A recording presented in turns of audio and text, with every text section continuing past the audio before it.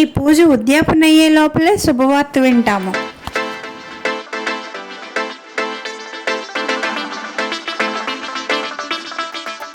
Hi అండి, అందరికీ నమస్కారం. నేను మీ జయ. వెల్కమ్ టు యాత్రా విశేషాలు. ఈరోజు శుక్రవారం అండి. నేను మణిద్వీప వర్ణన పూజ మొదలు పెడుతున్నాను. ఈ పూజ ఎలా చేయాలి, ఏ తిథి నాడు మొదలు పెట్టాలి, ఉద్యాపన ఎలా చేయాలి అనే విషయాలన్నీ ఈ వీడియోలో మనం తెలుసుకుందాము. వీడియో నచ్చితే లైక్ చేసి కామెంట్ చేయండి. ఇలా మీరు లైక్ కామెంట్ చేయడం వల్ల ఎక్కువ మందికి రీచ్ అవుతుందండి. నేను వైజాగ్ వెళ్ళానండి. వైజాగ్ నుంచి పువ్వులు తెచ్చుకున్నాను. వైజాగ్ దగ్గరలో ఆనందపురం అని ఒక ఊరు ఉంటుందండి. ఆ ఊర్లో పెద్ద పువ్వుల మార్కెట్ అవుతుంది. రకరకాల పువ్వులు వస్తాయండి అక్కడికి. మనకు దొరకని పువ్వు అంటూ ఉండదు. సీజన్ ఏదైనా కూడా అన్ని రకాల పువ్వులు ఉంటాయండి. నేను ఎప్పుడు వైజాగ్ వెళ్ళినా కూడా అక్కడికి వెళ్ళిపోయి బోల్డ్ అన్ని రకాల పువ్వులు తెచ్చుకుంటానండి.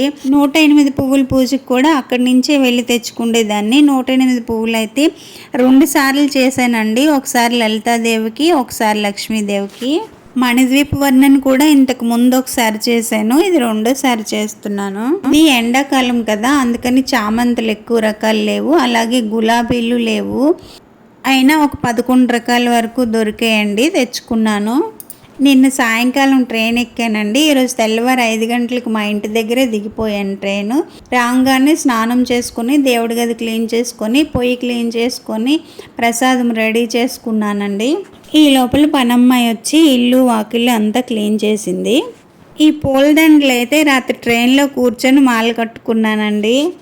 పూజకి అన్నీ సిద్ధం చేసుకొని, దీపారాధన చేసుకొని, ముందుగా ఆచమనం చెప్పుకొని కలశ పూజ అది చేసుకున్న తర్వాత వినాయకుడి పూజ చేసుకొని, మనము అమ్మవారికి ఎన్ని రకాల పువ్వులతో పూజ చేస్తున్నామో అన్ని రకాల పువ్వులు ఒక్కొక్కటి వినాయకుడికి ముందు పెట్టాలండి. తర్వాత అమ్మవారికి కొబ్బరికాయ కొట్టి భువనేశ్వరి దేవి అష్టోత్తరం చదువుకోవాలి. అష్టోత్తరం చదివినప్పుడు మీకు ఇలా పువ్వులు ఉంటే వేయచ్చు, లేకపోతే ఏ పువ్వులు ఉంటే అవి వేసుకోండి, లేదంటే మామూలుగా చదువుకోండి. నేనైతే ఎక్కువ పువ్వులు కొని తెచ్చుకున్నాను కాబట్టి అష్టోత్తరం చదువుతున్నప్పుడు ఇలా ఎక్కువ పువ్వులతో పూజ చేసుకున్నాను. ఈ మణిద్వీప వర్ణన పూజ శుక్రవారమే మొదలు పెట్టాలండి. శుక్రవారంతో పాటు పంచమి, దశమి, ఏకాదశి, పౌర్ణమి లాంటి తిథులు ఉంటే ఇంకా మంచిదండి. నేనైతే శుక్రవారం పంచమి రోజు మొదలు పెట్టాను. 32 దోహాలు ఉంటాయండి. ఒక్కొక్కటి చదువుతూ ఒక్కొక్క పువ్వు ఇలా అమ్మవారికి సమర్పించుకోవాలి. అదంతా కూడా వీడియోలో పెడితే వీడియో లెందీ అయిపోతుందండి, అందుకే పెట్టలేదు. మీరు తెలుసుకోవడం కోసం ఒక 2-3 శ్లోకాలు చదువుతాను, చూడండి. మహాశక్తి మణిద్వీప నివాసిని, ముల్లోకాలకు మూల ప్రకాశిని, మణిద్వీపములో మంత్రరూపిణి, మన మనసులలో కొలువయ్యుంది. సుగంధ పరిమళ పుష్పాలెన్నో వేలు, అనంత సుందర సువర్ణ పూలు, అచంచలం భగు మనోసుఖాలు, మణిద్వీపానికి మహానిధులు.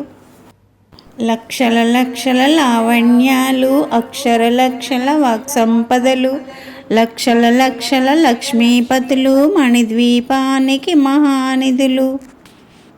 అలా ఒక్కొక్క దోహాన్ని గానం చేస్తూ ఒక్కొక్క పువ్వుని అమ్మవారికి సమర్పించుకోవాలి. లాస్ట్ 3 కూడా 2 సార్లు చదవాల్సి ఉంటుందండి. 2 సార్లు చదివినా కూడా పువ్వులు మాత్రం ఒక్కొక్కసారే పెట్టుకుంటే సరిపోతుంది. ఒక రకం పువ్వులతో పూజ కంప్లీట్ అయిపోయిన తర్వాత అమ్మవారికి ఒక 2 కిస్మిస్ పళ్ళు కానీ, ఒక 2 కాజు, లేదంటే ఒక 2 బాదాములు, ఏదో ఒకటి మన దగ్గర ఏది ఉంటే అది నైవేద్యం పెట్టి అమ్మవారికి నైవేద్యం చూపించి అమ్మవారికి హారతి ఇవ్వాలండి. హారతి ఇచ్చిన తర్వాత మళ్ళీ 2వ రకం పువ్వులతో పూజ మొదలు పెట్టాలి. ఎలా పూజ చేయాలి అనేది మీకు అర్థం కాకపోతే మీరు కమెంట్ బాక్స్లో కమెంట్ చేయండి. నెక్స్ట్ చేసే పూజలో మొత్తం వీడియో అంతా పెడతాను. ఈరోజు నేనైతే 11 రకాల పువ్వులతో పూజ చేసుకున్నానండి. లాస్ట్లో మారేడు దళాలతో కూడా చేసుకున్నాను. ఇలా పత్రితో కూడా చేయాలండి, కాకపోతే ఈ పువ్వుల కౌంట్లోకి రాదు. 32 రకాలు పువ్వులే ఉండాలి. ఈరోజు ఇలా మారేడు దళాలతో చేసుకున్నాను కదా, మళ్ళీ శుక్రవారం పూజ చేసినప్పుడు తులసి దళాలతో చేసుకుంటానండి. ఇంకా అన్ని రకాల పువ్వులతో ఇవాళకి పూజ అయిపోయింది కదా, ఇప్పుడు అమ్మవారికి మహా నైవేద్యం సమర్పించుకోవాలి. పరమాన్నం వండి పెట్టుకుంటే మంచిదండి, లేదంటే ఇలాగ ఏదైనా పిండి వంట అయినా చేసుకోవచ్చు. అమ్మవారికి తాంబూలం కంపల్సరిగా పెట్టాలండి. ఇదిగోండి, ఈరోజు ఇన్ని రకాల పువ్వులతో పూజ చేసుకున్నానండి. ఇంకో శుక్రవారం ఇంకొన్ని రకాల పువ్వులతో పూజ చేసుకుంటాను. మరి వీడియో ఎలా ఉందో కామెంట్ చేసి చెప్పండి. నచ్చితే లైక్ చేసి షేర్ చేయండి. సబ్స్క్రైబ్ చేసుకోవడం మర్చిపోకండి. ఇంకో మంచి వీడియోతో మళ్ళీ కలుద్దాం. అంతవరకు సెలవండి. బాయ్.